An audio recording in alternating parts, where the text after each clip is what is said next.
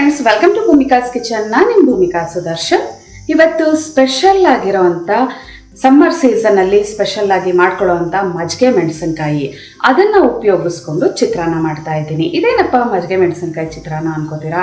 ತುಂಬಾ ರುಚಿಯಾಗಿರುತ್ತೆ. ಇದೇನು ಈಗಿನ ರೆಸಿಪಿ ಅಲ್ಲ, ತುಂಬ ಟ್ರೆಡಿಷ್ನಲ್ ರೆಸಿಪಿ ಅಂತಲೇ ಅನ್ಕೋಬೋದು. ಮೆಣಸಿನ್ಕಾಯಿ ಏನು ಇಲ್ಲದೇ ಇದ್ದಾಗ ಫಟಾಫಟ್ ಅಂತ 10 ನಿಮಿಷದಲ್ಲಿ ಈ ಬಾಳ್ಕ ಮೆಣಸಿನ್ಕಾಯಿ ಒಂದಿದ್ರೆ ಸಾಕು. ನಿಂಬೆಹಣ್ಣಾಗಲಿ ಏನು ಬೇಕಾಗಿಲ್ಲ, ಈ ಒಂದು ಚಿತ್ರಾನ್ನ ರೆಡಿಯಾಗೋಗುತ್ತೆ. ಈ ಸಿಂಪಲ್ ಆಗಿ ಟೇಸ್ಟಿಯಾಗಿರೋ ಅಂಥ ಈ ಮಜ್ಜಿಗೆ ಮೆಣಸಿನ್ಕಾಯಿ ಚಿತ್ರಾನ್ನ ಮಾಡೋದು ಹೇಗೆ ಅಂತ ನೋಡ್ಕೊಳ್ಳೋಣ ಬನ್ನಿ. ಮಜ್ಜಿಗೆ ಮೆಣಸಿನ್ಕಾಯಿ ಚಿತ್ರಾನ್ನ ಮಾಡೋದಕ್ಕೆ ಮೊದಲು ಕೆಲವೊಂದು ಐಟಮ್ನ ರೋಸ್ಟ್ ಮಾಡಿಕೊಂಡು ಪುಡಿ ಮಾಡ್ಕೋಬೇಕಾಗತ್ತೆ. ಚಿಕ್ಕ ಬಾಣಲಿ ಒಳಗಡೆ 1/4 ಟೀ ಸ್ಪೂನಷ್ಟು ಮೆಣಸು, ಅರ್ಧ ಟೀ ಸ್ಪೂನ್ ಜೀರಿಗೆ, ಇವೆರಡು ಗಮ್ಮನವರೆಗೂ ಫ್ರೈ ಮಾಡ್ಕೊಳ್ತೀನಿ. ಆದಷ್ಟು ಲೋ ಫ್ಲೇಮಲ್ಲೇ ಫ್ರೈ ಮಾಡ್ಕೊಳ್ಳಿ. ಬಾಣಲಿ ಚೆನ್ನಾಗಿ ಕಾದ ನಂತರ ಚಟಪಟ ಅನ್ನೋಕ್ಕೆ ಶುರು ಆಗ್ತಾ ಇದೆ ಮೆಣಸು ಜೀರಿಗೆ. ಇವಾಗ 1 ಟೇಬಲ್ ಸ್ಪೂನ್ ಧನಿಯಾ. ಲೋ ಫ್ಲೇಮಲ್ಲೇ ಎಲ್ಲ ಫ್ರೈ ಮಾಡ್ಕೋಬೇಕು. ಧನಿಯಾನು ಒಳ್ಳೆ ಘಮ ಬರ್ತಾ ಇದೆ.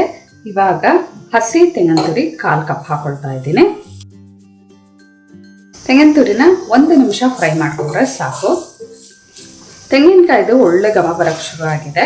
ಅಲ್ಲಿವರೆಗೂ ಫ್ರೈ ಮಾಡ್ಕೊಂಡಿದ್ದೀನಿ. ಇವಾಗ ಸ್ಟವ್ ಆಫ್ ಮಾಡಿಬಿಟ್ಟು ಇದೇ ಬಾಣಲಿಯಲ್ಲೇ ಬಿಟ್ಬಿಡ್ತೀನಿ. ಇದ್ರ ಶಾಖಕ್ಕೆ ಇನ್ನೊಂಚೂರು ಚೆನ್ನಾಗಿ ಫ್ರೈ ಆಗುತ್ತೆ. ಇದು ತಣ್ಣಗಾದ್ಮೇಲೆ ಮಿಕ್ಸರ್ ಜಾರ್ಗೆ ಹಾಕೊಳ್ತೀನಿ. ಹುರಿದಿರೋ ಐಟಮ್ ಎಲ್ಲ ತಣ್ಣಗಾದ ನಂತರ ತರ್ತರಿಯಾಗಿ ಪುಡಿ ಮಾಡ್ಕೊಳ್ಳೋಣ. ತರ್ತರಿಯಾಗಿ ಪುಡಿ ಮಾಡ್ಕೊಂಡಿದ್ದೀನಿ. ಇವಾಗ ಒಗ್ಗರಣೆ ಹಾಕೊಳ್ಳೋಣ. ಸ್ಟವ್ ಆನ್ ಮಾಡಿಕೊಂಡು ಬಾಣಲೆ ಒಳಗಡೆ 3 ಟೇಬಲ್ ಸ್ಪೂನ್ ಎಣ್ಣೆ ಹಾಕೊಂಡಿದ್ದೀನಿ. ಎಣ್ಣೆ ಒಂಚೂರು ಚೆನ್ನಾಗಿ ಬಿಸಿ ಆಗ್ತಿದೆ. ಹಾಗೆ ಕಂಪ್ಲೀಟ್ ಲೋ ಫ್ಲೇಮ್ ಮಾಡಿಕೊಂಡು ಈ ಮೇಯ್ನ್ ಮಜ್ಜಿಗೆ ಮೆಣಸಿನ್ಕಾಯಿ ಚಿತ್ರಾನ್ನಕ್ಕೆ ಮಜ್ಜಿಗೆ ಮೆಣಸಿನ್ಕಾಯಿನ ಚೆನ್ನಾಗಿ ಫ್ರೈ ಮಾಡಿ ಇಟ್ಕೊಂಡೋಣ.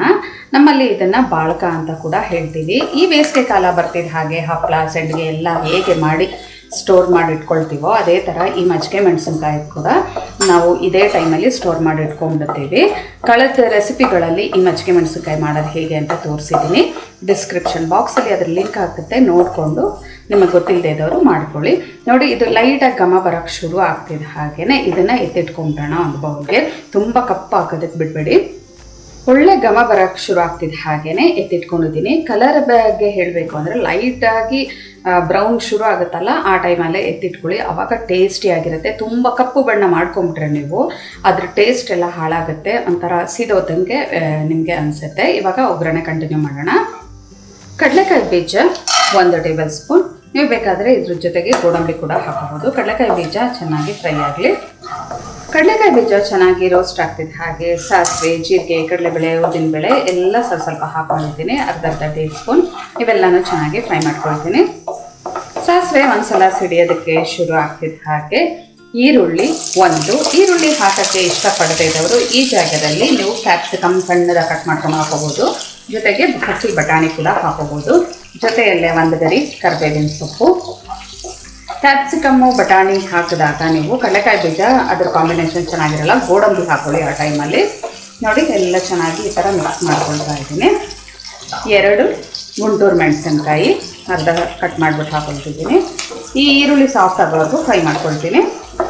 ಈರುಳ್ಳಿ ಒಂಚೂರು ಫ್ರೈ ಮಾಡ್ಕೊಳ್ತಿದ್ದ ಹಾಗೆ 1 ಚೂರು ಉಪ್ಪು ಹಾಕೊಳ್ತೀನಿ. 1/4 ಟೀ ಸ್ಪೂನು. ಮಜ್ಜಿಗೆ ಮೆಣಸಿನ್ಕಾಯಲ್ಲೇ ಸಾಕಷ್ಟು ಉಪ್ಪಂಶ ಇರೋದ್ರಿಂದ ಈ ಒಗ್ಗರಣೆಗೆ 1 ಚೂರು ಉಪ್ಪು ಹಾಕೋತಿದ್ದೀನಿ ಅಷ್ಟೇ. ಎಲ್ಲ ಚೆನ್ನಾಗಿ ಈ ಥರ ಮಿಕ್ಸ್ ಮಾಡ್ಕೊಳ್ತೀನಿ. ಈರುಳ್ಳಿ ಸಾಫ್ಟ್ ಆಗಲಿ. ಈರುಳ್ಳಿ ಸಾಫ್ಟ್ ಆಗಿದೆ. ಇವಾಗ 1/4 ಟೀ ಸ್ಪೂನ್ ಅರಶಿನ ಹಾಕ್ಕೊಂಡು ಈ ಥರ ಎಲ್ಲ ಚೆನ್ನಾಗಿ ಮಿಕ್ಸ್ ಮಾಡ್ಕೊಳ್ತೀನಿ.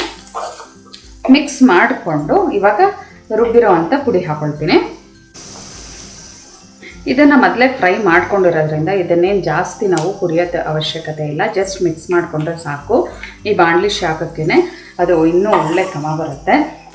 ನೋಡಿ, ಸ್ಟವ್ ಆಫ್ ಮಾಡ್ತಾ ಇದ್ದೀನಿ. ಸ್ಟವ್ ಆಫ್ ಮಾಡಿಬಿಟ್ಟು ಇದನ್ನು ಎಲ್ಲ ಚೆನ್ನಾಗಿ ಈ ಥರ ಮಿಕ್ಸ್ ಮಾಡ್ಕೊಳ್ತೀನಿ. ಅನ್ನ ಹಾಕಿ ಮಿಕ್ಸ್ ಮಾಡ್ಕೊಳ್ಳೋಣ. ಇವಾಗ 1 ಕಪ್ಪು ಸೋನಾ ಮಸೂರಿ ಅಕ್ಕಿಯಲ್ಲಿ ಅನ್ನ ಮಾಡಿಟ್ಕೊಂಡಿದ್ದೀನಿ. ಅನ್ನ ಹಾಕೊಳ್ತಿದ್ದ ಹಾಗೆ ಸಣ್ಣ ಕಟ್ ಮಾಡ್ಕೊಂಡಿರೋಂಥ ಕೊತ್ತಂಬರಿ ಸೊಪ್ಪು 1 ಟೇಬಲ್ ಸ್ಪೂನ್. ಇವಾಗ ಮಜ್ಜಿಗೆ ಮೆಣಸಿನ್ಕಾಯಿ ಹಾಕ್ಕೊಳ್ತೀನಿ.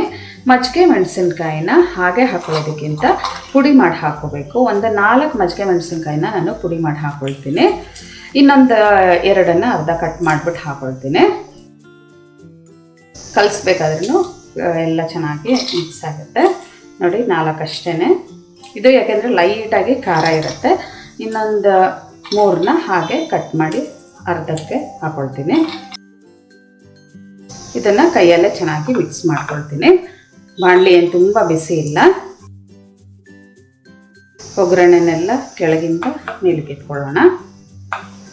ಈ ಥರ ಕೈಯಲ್ಲಿ ಮಿಕ್ಸ್ ಮಾಡೋದ್ರಿಂದ ನನಗೆ ಈವನಾಗಿ ಮಿಕ್ಸ್ ಆಗಿದೆಯೋ ಇಲ್ವೋ ಅನ್ನೋದು ಗೊತ್ತಾಗುತ್ತೆ. ಒಂದು ಚೂರು ಗಂಟಿದ್ರೂ ಕ್ಲೀನಾಗಿ ನಾವು ಕೈಯಲ್ಲಿ ಮಿಕ್ಸ್ ಮಾಡ್ಕೋಬೇಕಾದ್ರೆ ಹೀಗೆ ಪ್ರೆಸ್ ಮಾಡಿದ್ರೆ ಸಾಕು, ಅದೆಲ್ಲ ಚೆನ್ನಾಗಿ ಒಡೆಯುತ್ತೆ. ನೋಡಿ, ಈ ಮಜ್ಜಿಗೆ ಮೆಣಸಿನ್ಕಾಯಿ ಚಿತ್ರಾನ್ನ ರೆಡಿ ಆಯಿತು. ಇದು ತಿನ್ನಬೇಕಾದ್ರಂತೂ ಏನು ರುಚಿಯಾಗಿರುತ್ತೆ ಗೊತ್ತಾ. ಉಪ್ಪು, ಹುಳಿ, ಖಾರ ಎಲ್ಲ ಮಜ್ಜಿಗೆ ಮೆಣಸಿನ್ಕಾಯಲ್ಲೇ ಇರೋದ್ರಿಂದ ಈ ಲೈಟಾಗಿ ಈ ಒಂದು ಚಿತ್ರಾನ್ನಕ್ಕೂ ಖಾರ ಬಂದಿರುತ್ತೆ. ಜೊತೆಗೆ ಒಂದೊಂದು ತುತ್ತುಗೂ ಆ ಮೆಣಸಿನ್ಕಾಯಿದು ಪೀಸಸ್ಗಳು ತಿನ್ನಬೇಕಾದ್ರೆ ಬಾಯಿಗೆ ಸಿಗುತ್ತೆ. ಉಪ್ಪು, ಹುಳಿ, ಖಾರ ಅದರಲ್ಲಿ ಇರುತ್ತಲ್ಲ, ತಿನ್ನಬೇಕಾದ್ರಂತೂ ಅದ್ರ ಮಜಾ ತುಂಬ ಚೆನ್ನಾಗಿರುತ್ತೆ. ಈ ಮಜ್ಜಿಗೆ ಮೆಣಸಿನ್ಕಾಯಿ ಒಂದು ಸ್ವಲ್ಪ ಜಾಸ್ತಿನೇ ಹಾಕೊಂಡಿರಿ. ಯಾಕೆ ಅಂತ ಅಂದರೆ ಖಾರ ಮುಂದಾಗಿದ್ರೇ ಈ ಚಿತ್ರಾನ್ನಗಳು ತುಂಬ ರುಚಿಯಾಗಿರುತ್ತೆ. ಕಲಿಸಿದಾಗ ಸ್ವಲ್ಪ ಖಾರ ಅನಿಸಿದ್ರು ಇನ್ನೊಂದು ಸ್ವಲ್ಪ ಹೊತ್ತು ಆಗ್ತಾ ಉಪ್ಪು, ಹುಳಿ, ಖಾರ ಎಲ್ಲ ಅನ್ನ ಹಿಡ್ಕೊಂಡ್ಬಿಡುತ್ತೆ. ಅದಕ್ಕೋಸ್ಕರ ನೋಡಿ ಎಲ್ಲ ಚೆನ್ನಾಗಿ ಈವನಾಗಿ ಮಿಕ್ಸ್ ಮಾಡ್ಕೊಂಡಿದ್ದೀನಿ. ಸರ್ವ್ ಮಾಡೋದಕ್ಕೆ ಬಿಸಿ ಬಿಸಿ ಮಜ್ಜಿಗೆ ಮೆಣಸಿನ್ಕಾಯಿ ಚಿತ್ರಾನ್ನ ರೆಡಿ ಆಯಿತು. ಇವತ್ತಿನ ಈ ಸಿಂಪಲ್ ರೆಸಿಪಿ ನಿಮ್ಗೆ ಇಷ್ಟ ಆಗಿದೆ, ಲೈಕ್ ಮಾಡಿ, ಶೇರ್ ಮಾಡಿ. ಯಾರೆಲ್ಲ ಇನ್ನೂ ಭೂಮಿಕಾಸ್ ಕಿಚನ್ಗೆ ಸಬ್ಸ್ಕ್ರೈಬ್ ಆಗಿಲ್ಲ, ದಯವಿಟ್ಟು ಸಬ್ಸ್ಕ್ರೈಬ್ ಆಗಿ. Thanks for watching.